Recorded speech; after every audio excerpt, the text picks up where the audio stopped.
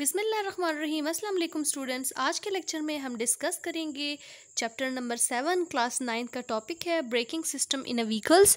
Previous lecture में हम लोगों ने एप्लीकेशन ऑफ पास्कल लॉ को डिस्कस किया था और इससे प्रीवियस लेक्चर में हम लोगों ने पास्कल लॉ और इसकी डेमोन्स्ट्रेशन को चेक किया था कि कैसे पास्कल लॉ को आप डेमोन्स्ट्रेट कर सकते हो with the help of example and how Pascal law is applied to the fluid both for the liquid and for the gases.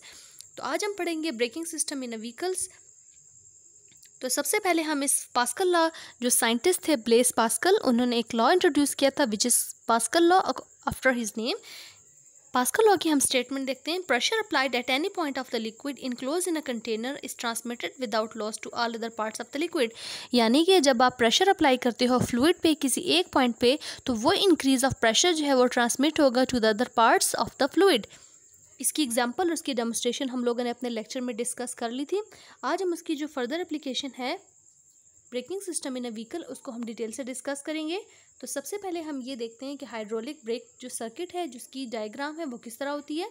Hydraulic brake circuit में has a fluid field master and slave cylinders.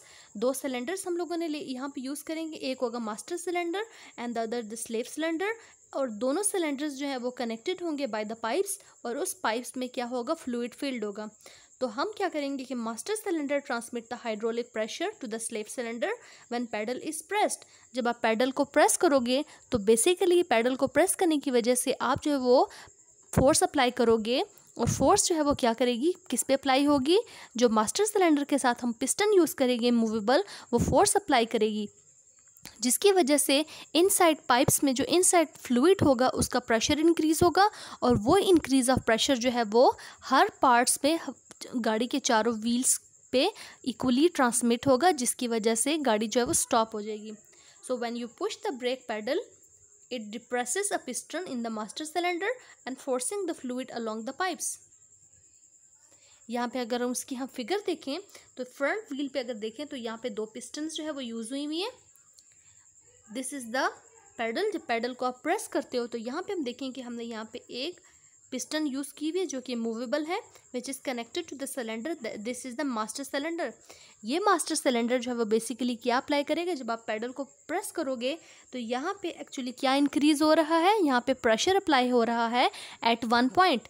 Pressure basically किधर apply हो रहा है, master cylinders पे, क्योंकि pedal को आपने press किया है तो पैडल जो है वो किसके साथ कनेक्टेड है, उसके जो पिस्टन है वो कनेक्टेड है मास्टर सिलेंडर के साथ। तो बेसिकली यहाँ पे प्रेशर इंक्रीज़ हो रहा है, और ये इंक्रीज ऑफ प्रेशर जो है वो हर पाइप्स पे, हर जो है वो स्लेव सिलेंडर जितने भी गाड़ी के व्हील्स हैं उन पे equally increase of pressure transmit होगा, जिससे ब्रेक्स जो है वो अप्लाई हो जाएंगी।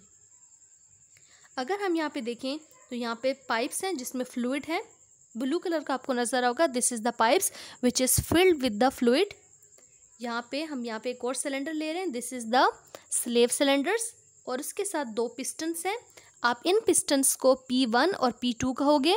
दोनों का पिस्टन्स का एरिया जो है वो सेम लेना है। These are pistons P1 and P2। P1 and P2 are connected with the brake shoes. ये जो ब्रेक शूज़ है आप इसको कहोगे this is S1 and this brake shoe is called S2। और अगर आप इसकी इनर साइड पे देखो, आउटर साइड पे अगर हम देखें तो ये क्या है, दिस इज़ ब्रेक ड्रम। यानी ब्रेक ड्रम और ब्रेक शू के दरमियान में, अभी आपको फिगर में नज़र आ रहा है कि उनके दरमियान में गैप है, जिसकी वजह से क्या होगा, व्हील जो है वो रोटेटरी मोशन कर रहा होगा और गाड़ी जो है वो चल रही होगी। जब ब्रेक्स अप्लाई करोगे तो ब्रेक शू ब्रेक ड्रम के साथ कनेक्ट हो जाएगा, जिसकी वजह से इन दोनों के दरमियान में फोर्स ऑफ फ्रिक्शन होगी, और वो फोर्स ऑफ फ्रिक्शन जो है वो जिसकी वजह से गाड़ी जो है वो स्टॉप हो जाएगी।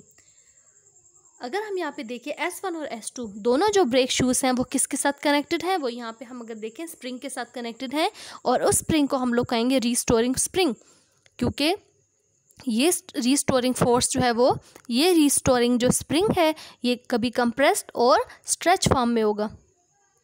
जब आप ब्रेक्स अप्लाई करोगे तो ब्रेक शू और ब्रेक ड्रम कनेक्टेड हो जाएंगे, बिल्कुल एक दूसरे के साथ स्लाइड करेंगे, जिसकी वजह से स्प्रिंग जो है वो एक्सपैंड पोजीशन पे हो जाएगा। और जब पैडल को आप अनप्रेस करोगे तो क्या होगा, ब्रेक शू और ब्रेक ड्रम दोबारा एक दूसरे से अलग हो जाएंगे, जिसकी वजह से स्प्रिंग अपनी ओरिजिनल पोजीशन पे वापस आ जाएगा और दोबारा कंप्रेस हो जाएगा। तो इसीलिए स्प्रिंग को कहा हुआ है रीस्टोरिंग स्प्रिंग, क्योंकि वो अपनी शेप को दोबारा रीगेन कर रहा है, इसीलिए हम उसे कहते हैं रीस्टोरिंग स्प्रिंग।